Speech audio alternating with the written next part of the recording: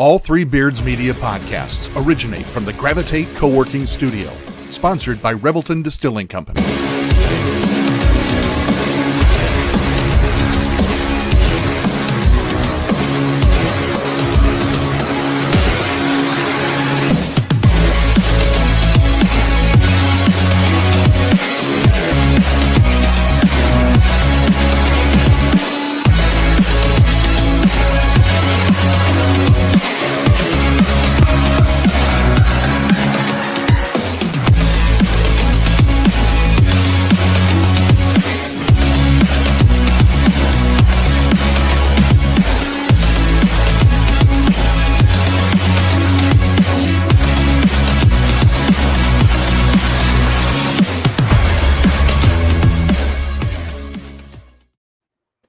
All right, good evening, everyone, and welcome to the Hawkseye View. I'm Andrew Barber with my co-host here, Drew Shipley. I'm also co-hosting. Thanks as always to Three Beards, all our sponsors. We're back, baby. And wow, Drew said, "Who the heck are you?"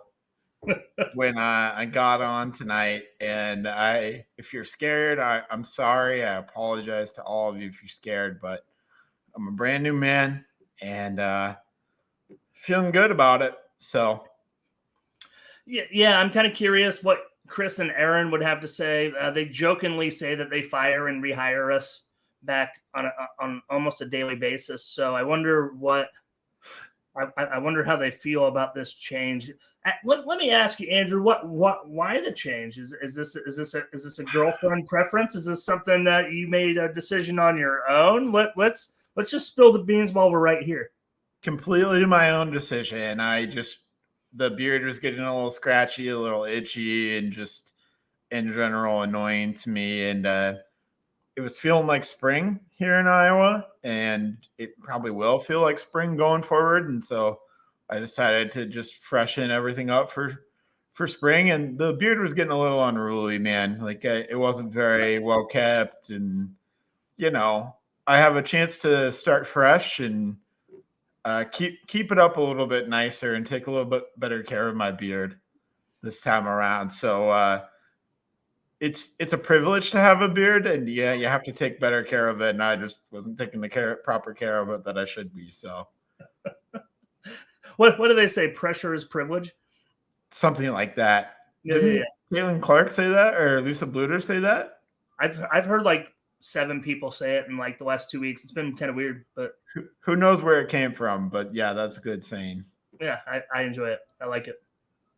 Speaking of Caitlin Clark, Lisa Bluter and company, we really do have to start this show with this women's basketball team. And you were in Maryland. You did some awesome work in putting together photos and video clips on Friday night from the Chad Lysico event. And Brian Ray was there as well. And maybe someone else that I'm forgetting was there. Chad Lysico, Brian Ray, and you got it. No, you got it covered. Those were the 2 main guys at the breakfast on Saturday morning. Actually, okay. The Capital Area I Club represent right here, Carver Hawkeye East.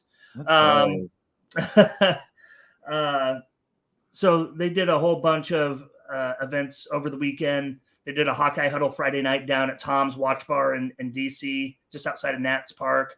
That was pretty cool. There was at least 100 people there, Andrew. And then the breakfast was equally as good of a turnout with Chad and Brian there. Did a lot of Q&A. They had a moderator from the Iowa Club kind of back and forth. And then, the crowd got to ask a few questions as well, including myself. So stay tuned in to Twitter and Facebook. We got some clips of some questions out there that were pretty interesting to hear the answers of from Brian and Chad. So we'll push those out over the weekend, I'm sure.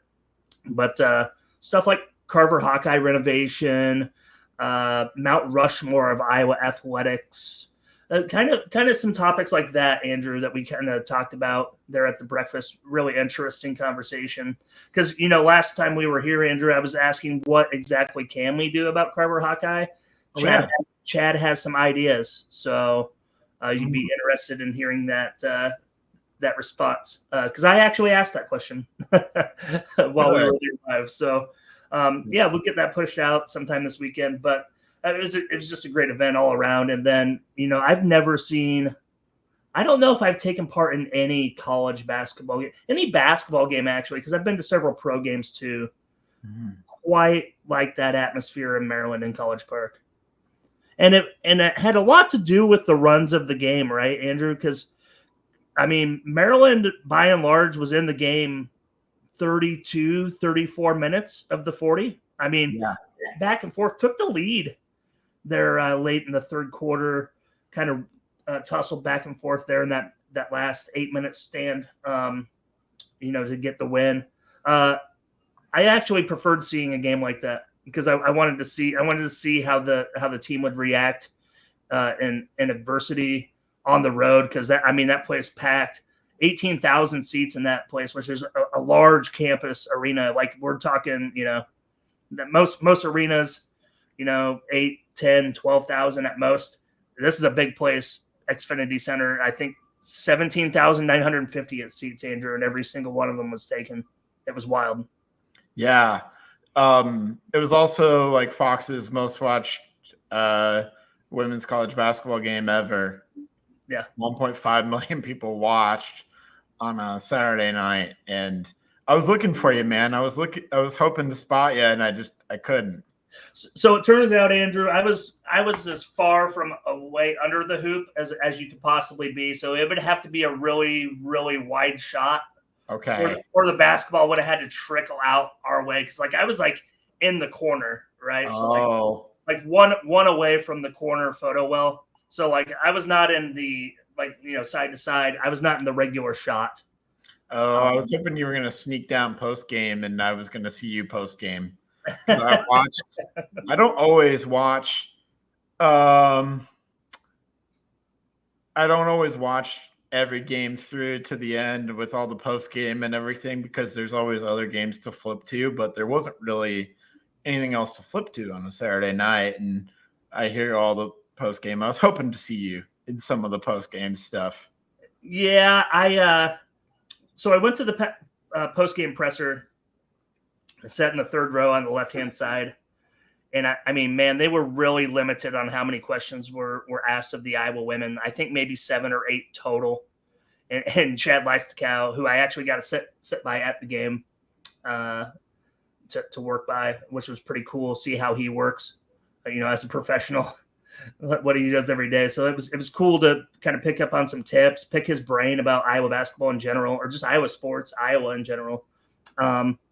But by the time I got the microphone, I literally got the mic, and the guy in charge said that was the last question, and then I handed it back. So, I mean, it is what it is. And then it turned out, Andrew, that Maryland didn't even broadcast Iowa's section of the post game presser anyway. So that kind of pissed me off too. But whatever. I mean, I didn't get to ask my question, so it didn't matter. They don't respect Three Beards Media in the University of Maryland, or. You know what though? They've treated me very well. This is the second time. This is the second time they've given me credentials with no problem whatsoever. And I'm telling you, Andrew, it was packed in the media room. It was packed in media row. There's 6 rows of media row on one end of the baseline, Andrew, of risers, high step risers. I believe Chad and I were sitting in position 56 and 57 in row 4. And there was a 5th row above us. So I assume there was 70, 75 people of just people working in press row. Those aren't counting the photogs and other people doing social media. The Caitlin cam that Fox did on TikTok. Right. I don't know. Did you see any of that? Did you happen to tune into any of that at all? Was it cool? Yeah, the Caitlin cam was. I like the concept of it, but I thought it was going to be more of the camera wasn't going to be zoomed in on her. I thought we were going to get a cam on her jersey, first person perspective, first person shooter or something. Yeah. I'm playing Call of Duty, but I'm on the basketball court with Caitlin Clark, and I'm seeing what she sees. That's what I thought the Caitlin cam was going to be. I mean, Love that. she couldn't physically mount a piece of equipment to her, though, man. Like that, I don't think that's possible. Like, Right. We don't have the technology yet. We don't have the technology for something like that yet. No, we have the technology, Andrew. But when you're talking about like things that could influence the game, Yeah. like, like fair enough.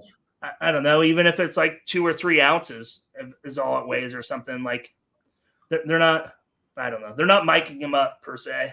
For fairness, you would have to have everyone else on the court wear it too, so that it's a level playing field. 100%. And they're never going to go for that, because I want to hear what these women say on the court. I want to see if they're as mouthy as the men are. Yeah, I want.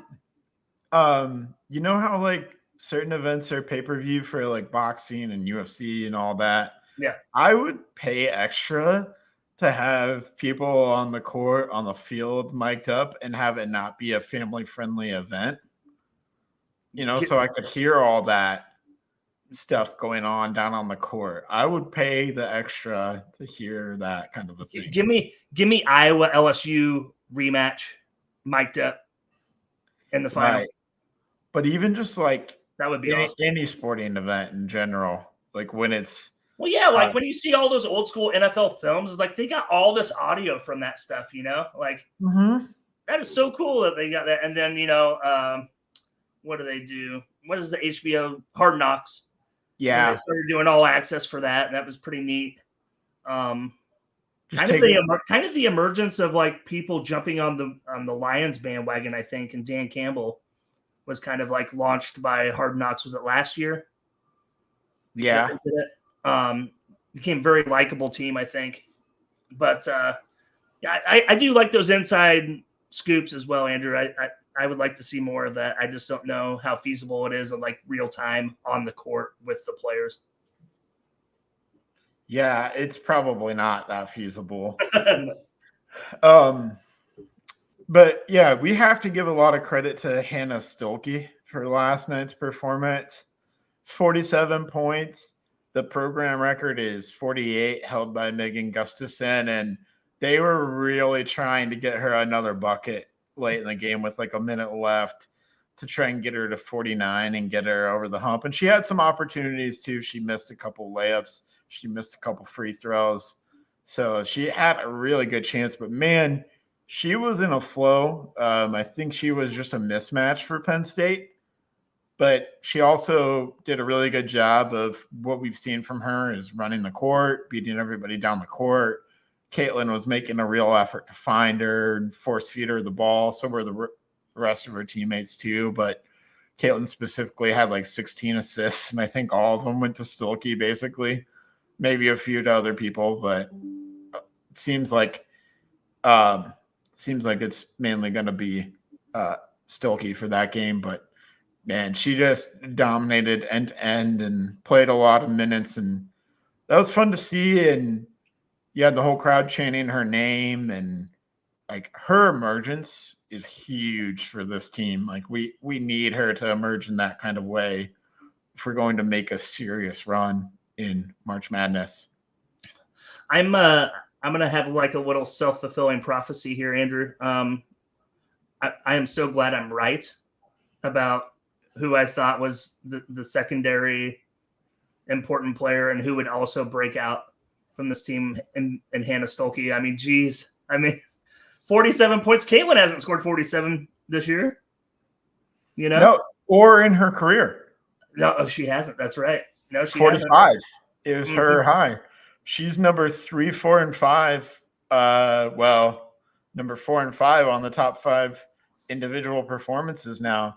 Stolke sits alone in number 2. And none of those were threes by Stolke, right? I don't think so. I don't think so either. She got old-fashioned 3-point plays. Love it. But no 3-point shots. Yeah, I mean, did anybody else score over double digits other than Caitlin and Hannah? Not for Iowa. That's what I thought. Well, wait, no. Did Kate Martin have 16? Kate Martin did. Kate Martin had 16 points and 16 rebounds. That's an awful quiet double-double. Yeah, that's a huge game for Kate Martin. Yeah.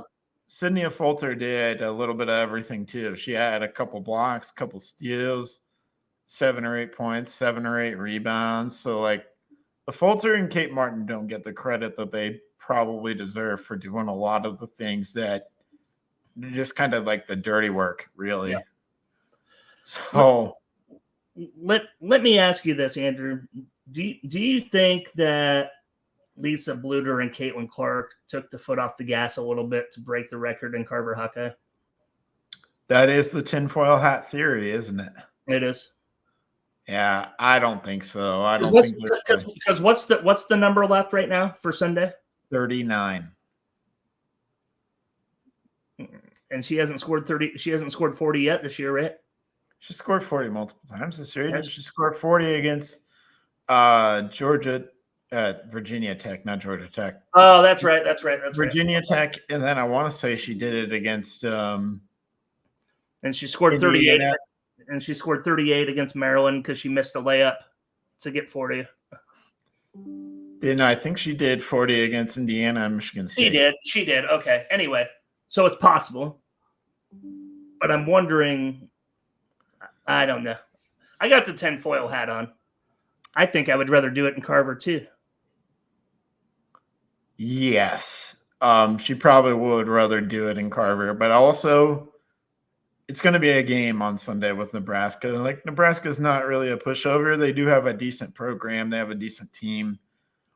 We made pretty good work of them when they were in Iowa City earlier this year, and I think Iowa can definitely win the game against Nebraska without having to have Caitlin Clark go for 40. But if they need her to, she will, and she won't think anything of it. I don't think they're really thinking about anything other than let's play our best basketball and win games. Yeah. That's all they're about and all they should be about. Anything else doesn't really matter to them. We know she's breaking the record. It's just a matter of when and where she does it. Yeah. I think Iowa and Nebraska is kind of blossoming into a women's college basketball rival. Like, I mean, obviously, like outside of border and the obvious, right? Iowa, Nebraska, whatever. The first women's game I ever went to was actually the Iowa-Nebraska Big Ten Final in Indy, 2015, 2015. I can't remember what year it was, but that's when Nebraska was a top 10 team. I think they won the Big Ten tournament, got a 2 or 3 seed. Okay. But it seems like Nebraska and Iowa have been pretty even outside of the Caitlin Clark, 4 years. Yeah, I would say the biggest rivalry over the past couple of years is Indiana, number one. Oh, for sure. Yeah. With maybe Ohio State or Maryland second. Probably Maryland. Maryland's getting juicy. Yeah. Yeah.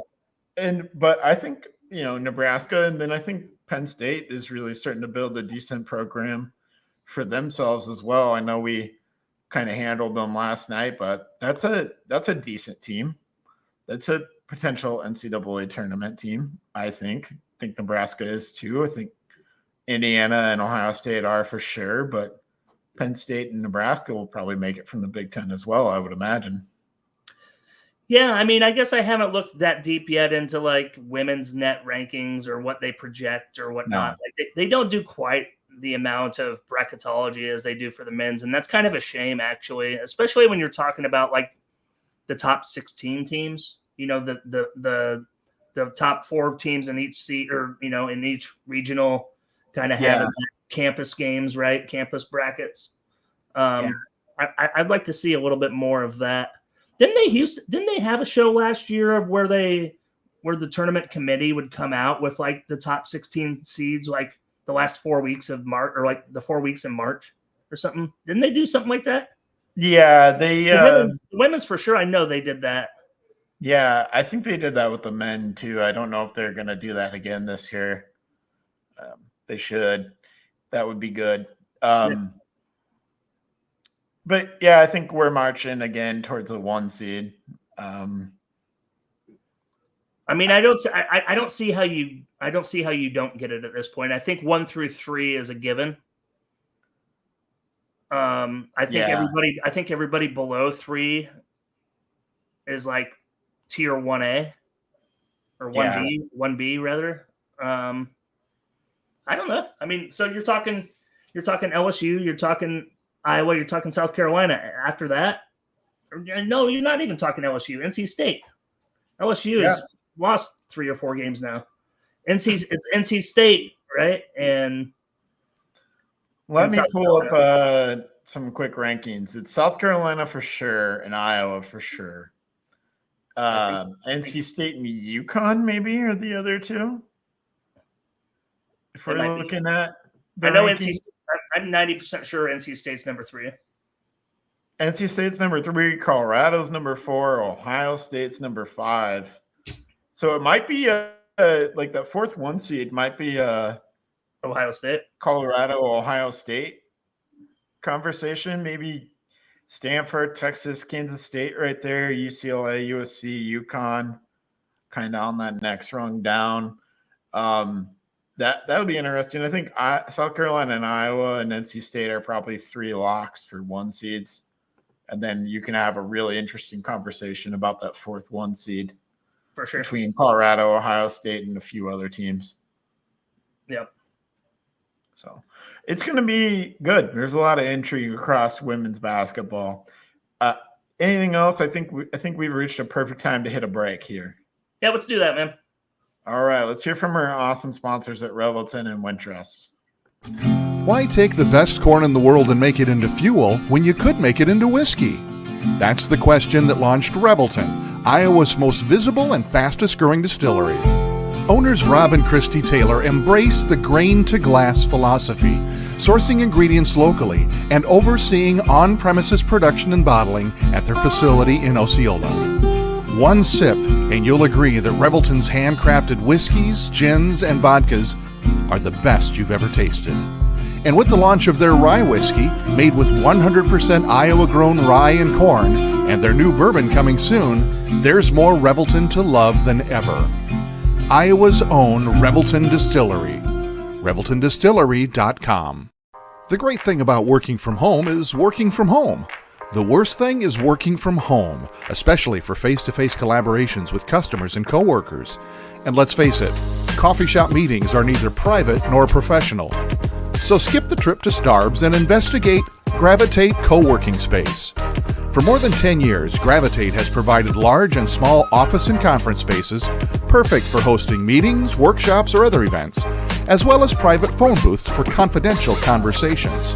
Plus, all spaces include secure fiber internet, free coffee, and access to a kitchenette. All you need is your laptop. Gravitate does the rest. And renting space at Gravitate is surprisingly affordable. An hour of office space costs about the same as venti caramel macchiatos and breakfast sandwiches for 2. Daily and monthly rates are also available with no long-term commitment. Learn more at gravitatecoworking.com. That's gravitatecoworking.com. Are you in the market for a new house and unsure of the mortgage process? Want to know that you have someone looking out for you? Kyle Lehman from Wintrust Mortgage is a down-to-earth, knowledgeable lender who can be there for you in your corner. He can work with you in any of the 50 states and is just what you need to expand your home search. Kyle will work with you through the entire process with little to no work from you. Take the worry of the mortgage process out of the equation so that you can focus on looking for your dream home. Contact Kyle at www.wintrust.com/Kyle-Lehman or call him at 515-473-0546. Welcome back in. Thank you, as always, to Revelton, Gravitate, and Kyle Lehman and Wintrust. Appreciate them for sponsoring the show. And Drew, let's flip the script to football. We have a new offensive coordinator since the last time that we spoke, and it is Tim Lester. Most recently in college at Western Michigan, and then spent last year as an analyst with the Green Bay Packers. Has some time at Syracuse as well. I know that both of us were less than thrilled, at least initially.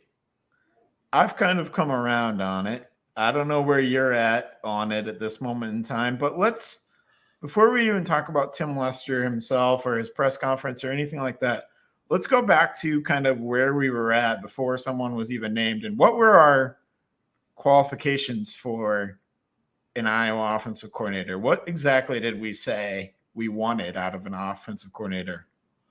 Okay, so we wanted play calling experience first and foremost, right? Yep. I think that was number one. We wanted somebody maybe younger that was going to be outside of the box. Somebody that's not going to be a yes man to Kirk, right? But I guess between those two things, I think I can't say it's the majority of it, but I think, that's where I would start, right? Yeah. Here's a couple other things I think we talked about and what I wanted. Someone who has experience developing quarterbacks. Yep. Someone who has experience developing wide receivers. And who is willing to modernize the offense, specifically run pass option. Okay. Well, let me ask you this, Andrew, before you go any further. Yeah, go ahead. What does an analyst really do, right? Because I know, let's just be upfront here. You are a Packers fan. Yeah. Okay. Do you think his role had anything to do with Jordan Love's growth at the NFL level? Like, what does analyst mean? Like, help me understand that. Did he help the growth of Jordan Love? Did he help the growth of Romeo Doubs and Christian Watson? Like, did he actually help those folks? Like, no. So what his role was with Green Bay was actually on the defensive side of the ball. He actually spent a year studying every one of Green Bay's opponents and gave his feedback, his analysis, if you will, about each and every one of Green Bay's opponents' offenses. So he's a scout team, yeah. Scout team. In a sense. Okay. That's interesting. So it is. But it does give you maybe a little bit of a different perspective. His play calling experience comes from his time at Western Michigan, and then also his time at Purdue, his time at Syracuse to an extent. To be fair, it's one of the better directional schools in the MAC. Like, historically speaking, like, they're not. It's still the MAC, but like, we're not talking like Eastern Michigan, who's like 3 wins. We're not talking the current Northern Illinois, which, I mean, they're a shell of themselves. They used to compete with Iowa all the time in those non-con games. They were awesome. But they've fell off since then. Like, Western Michigan over the last decade, I would venture to guess, is a winning program. Yeah, winning program. And I'll toss it. We talked about this privately, and I'll say it here again. He had a knack at Western Michigan specifically for finding and developing NFL wide receivers. Dwayne Eskridge, Jaden Reed, Sky Moore, all those guys went in the second round. Now, they've had varying degrees of success in the NFL, but he was the one to identify them and, in a lot of cases, develop them. The quarterback at John Wessink, I believe, was up for the award that Jack Campbell won the year that Justin Herbert won it. What I really liked about what he said in his press conference and about what he showed specifically at Western Michigan when he was calling the plays was he was able to adapt to what he had. Yeah. So he was able to find success with whatever talent it was that he had at Western Michigan. And they, I think they beat Pittsburgh in 2021 when Pittsburgh had Kenny Pickett. I think they put up more points on Michigan in 2021 than we did. I mean, Pittsburgh has been like one of the most overrated football teams over the last decade. Sure. But sure. And yeah. I understand. Yeah. I think there's some things to like. So I don't think it's like this terrible, awful high. I think it's more solid. It's not maybe the most exciting thing, but I think it's solid. And he did mention, in his press conference, RPOs and keepers and stuff like that. He said that's going to be a part of our offense. I really liked what he said about wide receivers. I asked him a question about wide receivers. He said, we're going to adapt our route trees based off what the defense is showing us. That's something that Brian Ferentz never did. It was the same route trees, no matter the opponent, no matter the defense. And those route trees were bad.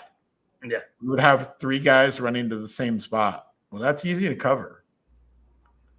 Yeah, especially if you're playing zone. So, yeah. But I also there's some things that make sense for Kirk Ferentz, and I see why Kirk hired the guy, because he has said, we have to commit to running the ball first. If we can't run the ball, we can't really do anything. And he had successful running offenses. And in fact, run first offenses in Western Michigan. Yeah, but they weren't inept passing offenses either, though. No. They were successful to varying degrees with the passing game. So I think that's about all we can ask for. And then he talked about the year that they no huddled and almost led the country in time of possession, but they never huddled one time. That's attractive to Kirk Ferentz, but that's different. That's not the same thing. That's not the same vanilla huddle, run the same. I have a feeling he's going to put Iowa in the pistol formation or the shotgun formation a lot more often, and we're going to run the ball from those formations a lot more often. Yeah, I don't know. Philosophically speaking, I've had a problem running the ball out of shotgun. Yeah.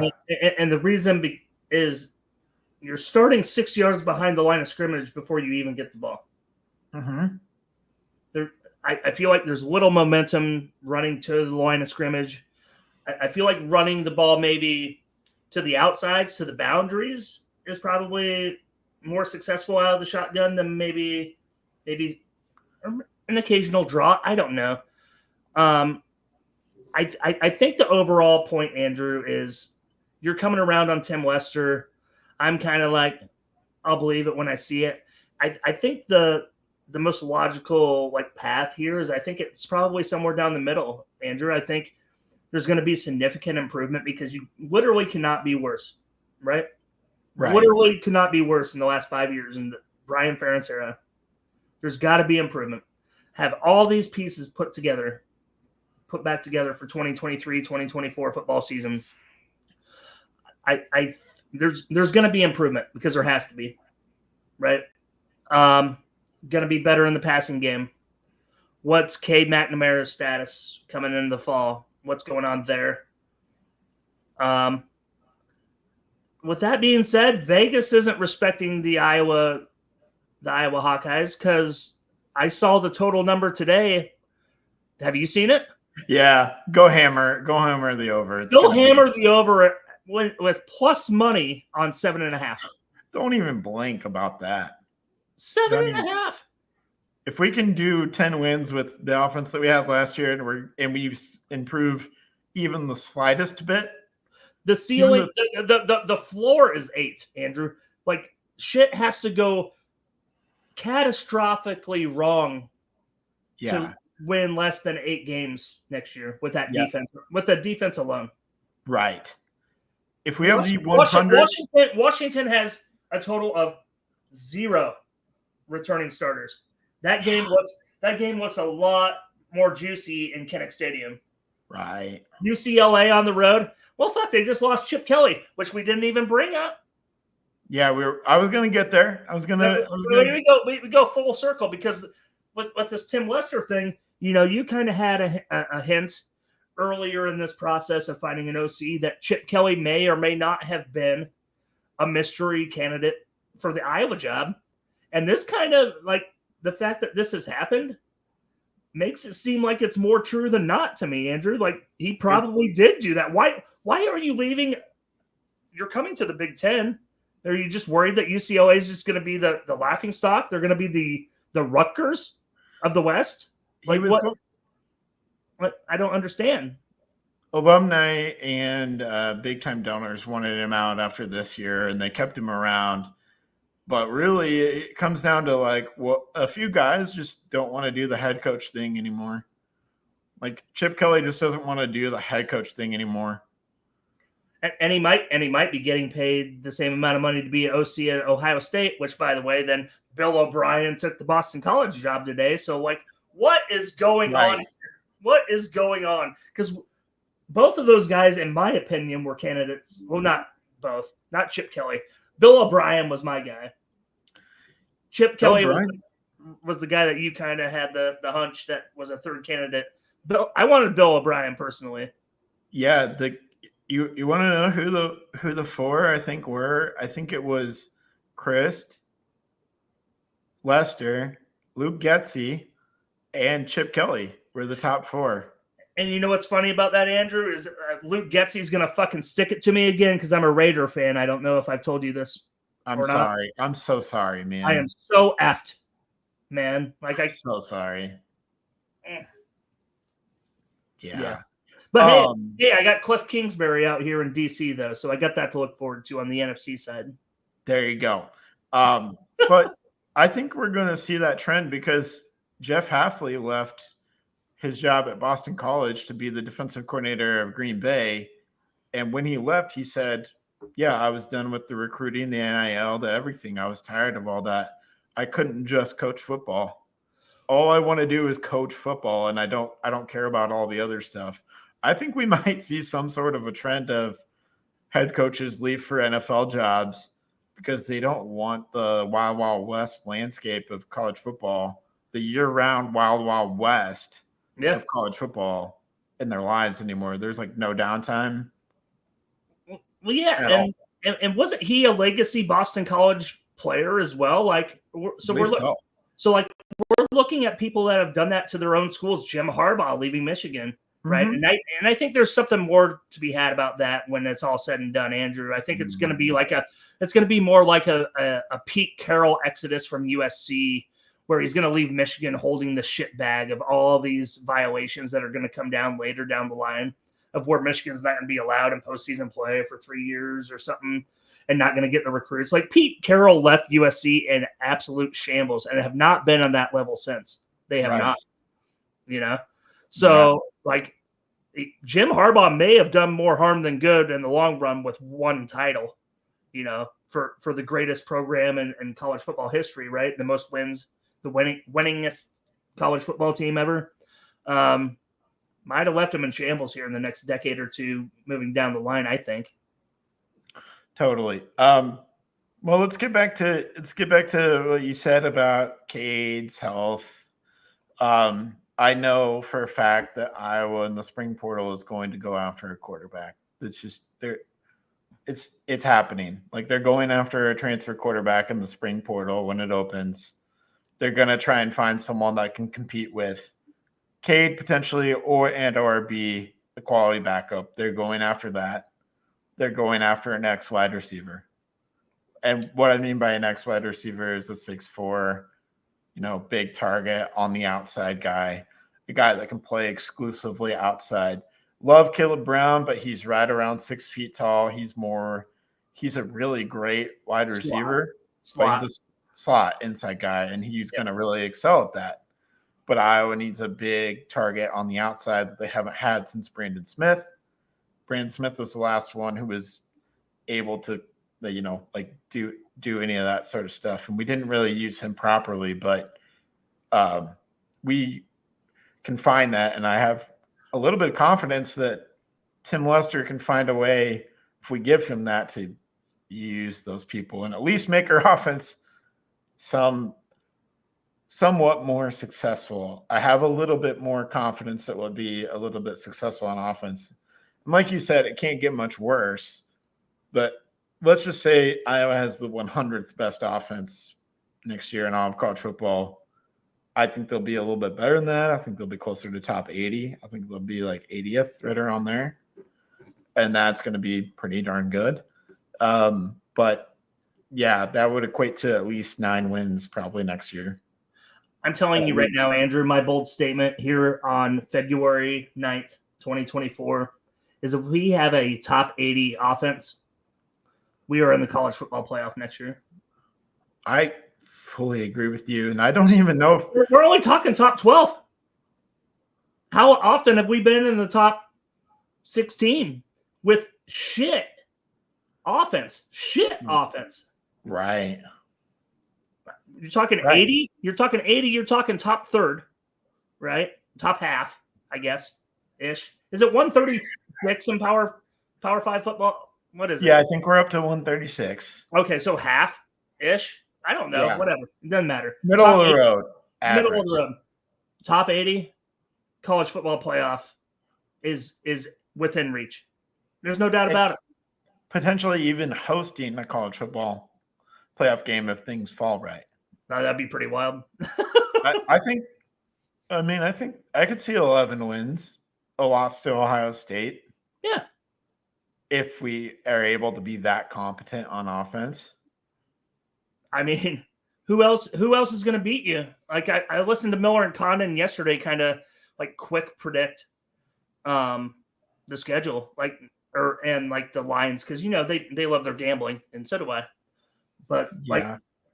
Ohio State's going to be the only game they're the underdog in all year.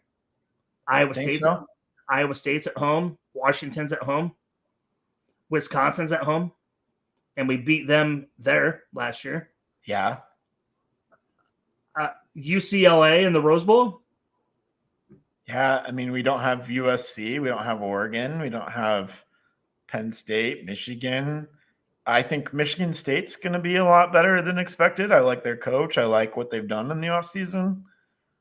But I don't think they're like an unbeatable juggernaut. I think they're going to Northwestern might be the toughest. Northwestern will be good. I like Northwestern's offensive coordinator, and they've got the right head coach. I think Northwestern might be the toughest game outside of Ohio State. Nah, I take that back. Iowa State will be, but toughest conference game. I think Michigan State's going to be our toughest game outside of Ohio State. You think so? And then Northwestern. Okay, I can If buy. I had to rank. I can buy that. I hate Michigan State after 2015. After what they did to us, I hate them. True. Yeah, I don't really like them much either, but I like their head coach though. I like Jonathan Smith. I think he's a great dude. I think he's a great coach. So I'm looking forward to playing them this year. Fair enough. All right. Men's basketball, if we want to hit on it quick. Last night, I think, ruined any outside chance of the NCAA tournament, and barring a Big Ten tournament championship somehow. I don't think it's realistic. You have the schedule up, Andrew. Can you bring up the schedule and let's take a look at if we can put it actually on the podcast and we can WNL this thing out. Let's WNL this thing out then. Yeah, I like that. Because I mean they're 3-5 in the Big Ten. They're 13 and 10 overall. 13-10, and they are 3-5. 5-7 in the Big Ten. 5-7. Okay. Yeah, 2 games under 500. Home game on Sunday against Minnesota at 2:00 on the Big Ten Network. I think I will rebound and win that game. I have some confidence there. So we'll say 14-10, 6-7 at Maryland, Valentine's Day. I'm not going either. Yeah. And I'm not confident about that one.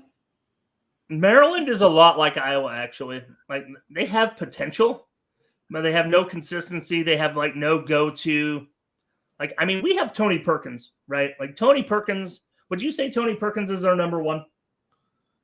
Yeah, he's proven himself to be our best player. Then Peyton Sanford kind of runs hot and cold. And then I think really Josh Dix has been playing really good basketball, and we really need him to be that third guy.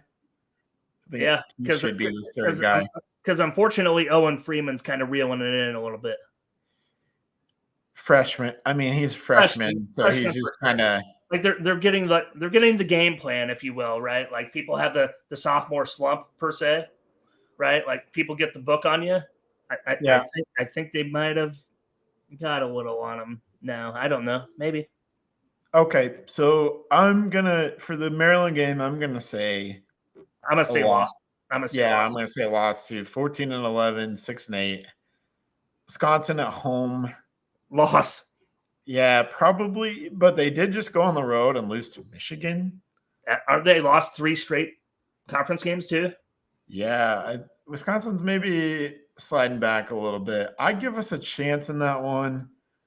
I think Iowa pulls that one out. So I'll put them at 15-11. Actually, you know what? You can you convince me. We'll do that. Trust me, there's more losses coming up for me, so it's fine if I give them a win here. Okay. At Michigan State, no. Yeah, 15-12, 7-9 at this point. At Illinois, no. 15-13, 7-10. Penn State at home, I think Iowa can get that one. So 16-13, 8-10. At Northwestern's an NCAA tournament team. I don't feel good about that one. So 16-14, and then I believe 8-11. Home against Illinois to end the season on the 10th of March. I strangely think we'll win that one. So 9-11. Stop it. 9-11, 18-13. Stop the madness. Dude, if they do that, they get the quad 1 win against Illinois at home. 2 quad 1 wins with Wisconsin and Illinois. There's no fucking, oh my God. If that happens, they're on the bubble, Andrew. They're not on the bubble with that. 18-13, 9-11 in the Big Ten with 2 quad 1 wins in the final week and a half. I disagree. We'll see, but it's about who you beat at this point, Andrew. It's about who you beat at this point, because we've seen sub 500 teams in the Big Ten schedule get the nod all the time in those 11, those 11-7 or 11-6 games, 7-10 games. I think there would still be work to be done in the Big Ten tournament. I think they'd still have to win 2 games in the Big Ten. Oh, for sure. Like the standard to me, like growing up, was 20 wins. Like 20 wins was like the mandatory requirement to make the dance. Like, right. And it never was. It's just what I thought it was. Right. And I still think to this day that I think 20 wins is the benchmark, a requirement. It's not a guarantee by any means, as we've seen before. The groups of 5, the mid-majors winning 28, 29 games and not making it, which is a travesty. Right. To let in, 17-13 Boston College or some bullshit. Syracuse. Yeah. Oh, yeah. A blue blood. Per se.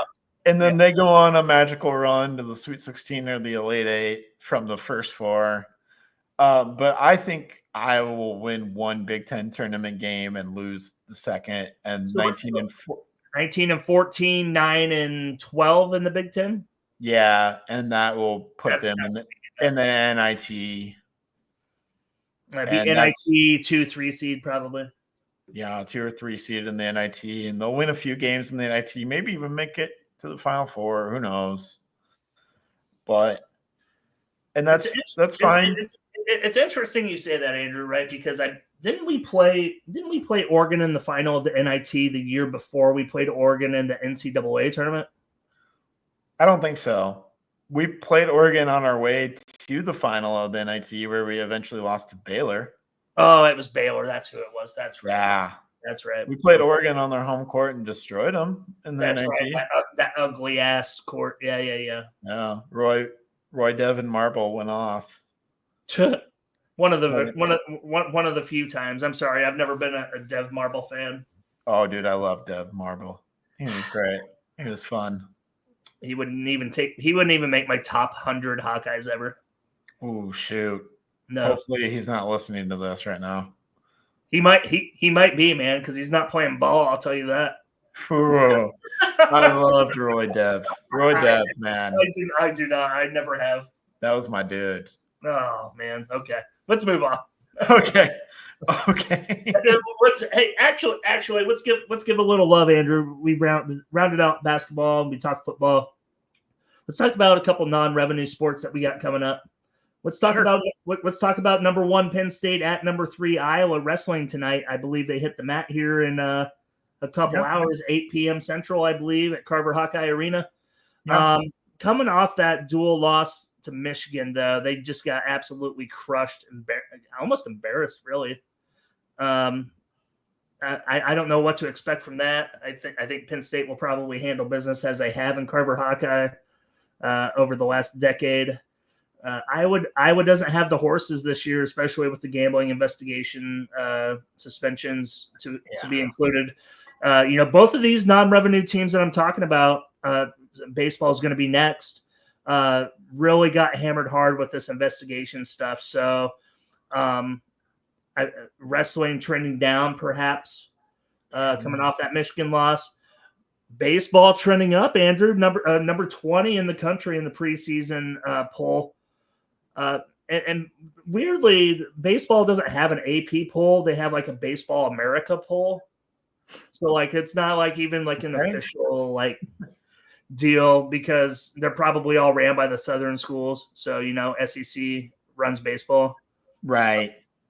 As they should. So I mean, given the nod to Iowa at number 20 in the preseason is saying something pretty big to a northern school. Typically, Iowa has to start a season like 13-2, 15-3 before they even start getting votes, it seems like, in March and April. Looking forward to the Big Ten, the Big Ten baseball season. And a little breaking news to the Hawks Eye View pod.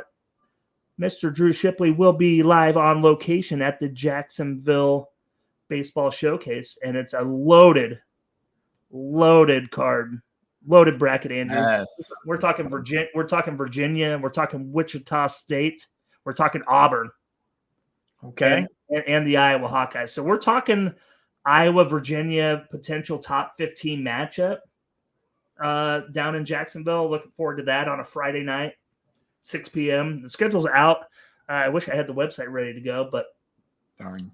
Anybody wants to go to Jacksonville with me at the end of February here, actually 2 weeks from today. We're going to see some awesome baseball, early season baseball of some quad one wins, potentially Virginia, Auburn, Wichita State. Perennial powerhouses, man, and I look forward to it.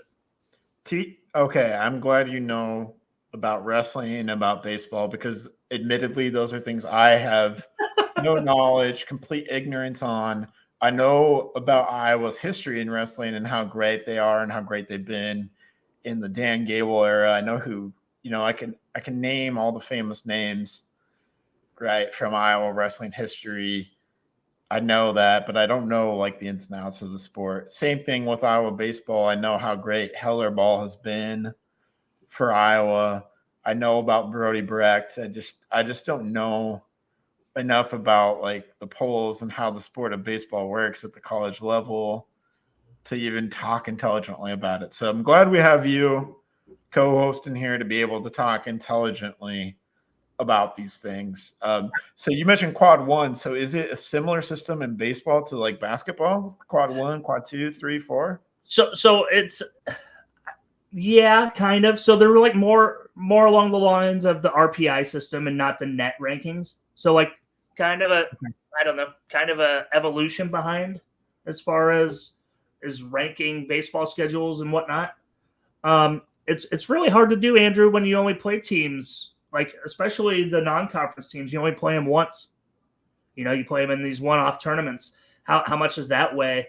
You only play, top 10 Indiana, like one series a year, 3 games. Anything can happen there. So it's like it's hard to gauge what wins matter more in baseball because it's not 162 games like Major League Baseball is. It's not a decisive. Iowa beat Michigan State 11-4 in the series, won 11 games, lost 4.